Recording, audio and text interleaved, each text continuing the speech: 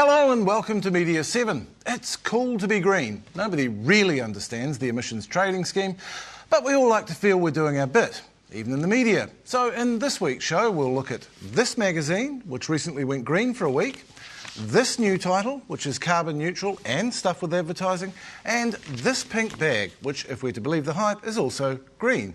Confused? This might help.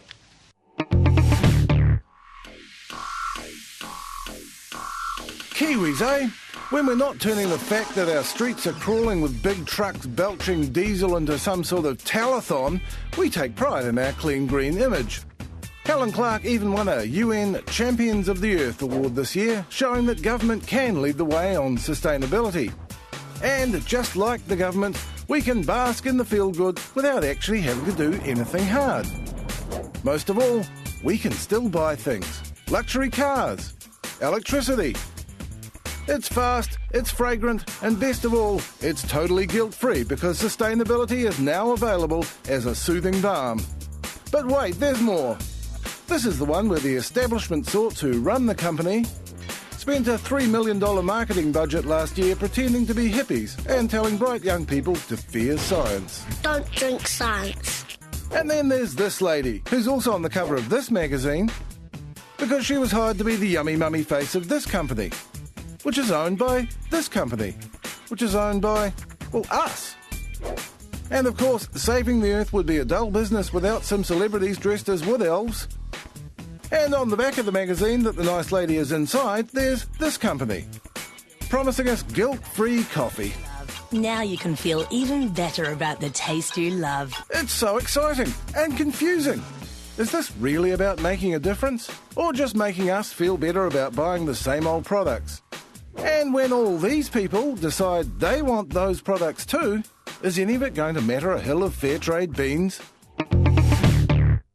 Joining us to separate the green from the wash are a couple of people who probably want to slap me after that item. Sido Kitchen, editor of the Women's Weekly, which recently explored the green theme in a special issue.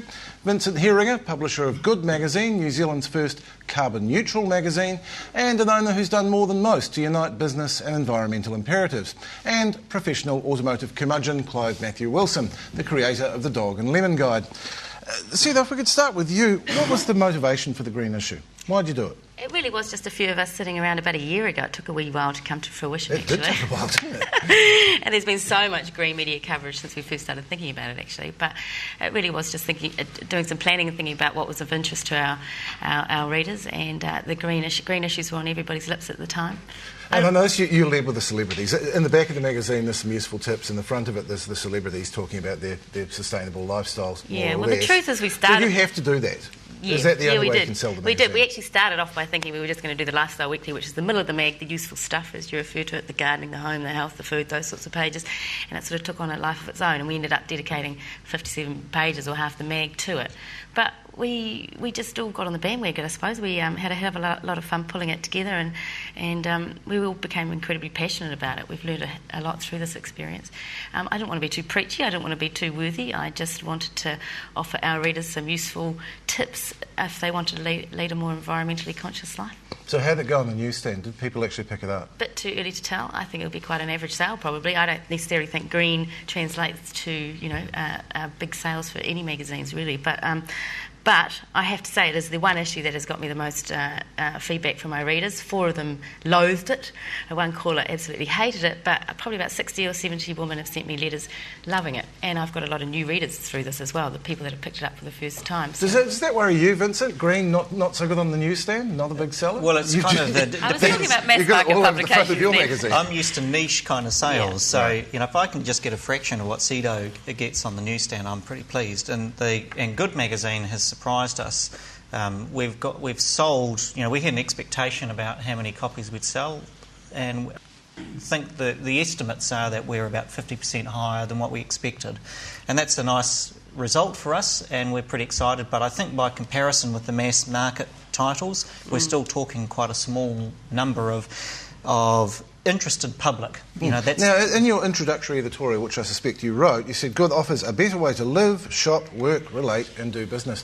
Does that add up to green consumerism? And is that a bad word anyway? Well, yes, it does, and no, it's not. It seems to us that if we are going to address the issues, well, let's not call them issues, let's call them problems, because that's what they are, of climate change and of environmental pressures. There's two ways to go. We could become Stalinists and order people how they should behave, or we could work with markets, and that is obviously the preferable way to go, to change people's behaviour from the bottom up. If we put pressure on the polluters, if you like, you know, the oil companies, the car companies, the people who make plastic bags and so on, if they feel the weight of consumer pressure, then that's how markets will change. Is there not a danger of greenwashing there, though? I mean, you've got BMW's nice, sexy, fuel economy car. They also make a monster V12. Yes. And is there a danger of just making the readers just feel good about these companies in general because they can put one green product in front of them? Yeah, I think there's potential to be greenwashy and cynical about it. The alternative to greenwash is green hush, which is where a company does something decent for a change and we don't talk about it because we fear it's greenwashing. And I don't want to be engaged in greenwashing, nor do I want to not reward people for the right behaviour, if you know what I mean. So Good Magazine, the idea behind it and the idea of green consumerism is to empower the consumer to reward and punish according to their consumer dollar. Not all protests have to be political protests. They can be protests according to what's in your wallet. What do you make of that, Clive? Because, especially the car. I mean, do any car manufacturers, auto manufacturers, deserve applause? Not really. I mean, we're talking about, the car industry represents 10% of the world's gross domestic product and probably 20 to 30 to 40% of the energy that's being squandered. And the problem, I do applaud green efforts, but the reality is, for most of the business community, their idea of green is rearranging the deck chairs on the Titanic. They're quite happy to save energy as long as it doesn't mean stopping or slowing down a system based on energy wastage. But I see now Vincent's magazines, though, are full of small tips, small ways to change what you're doing, different things to buy.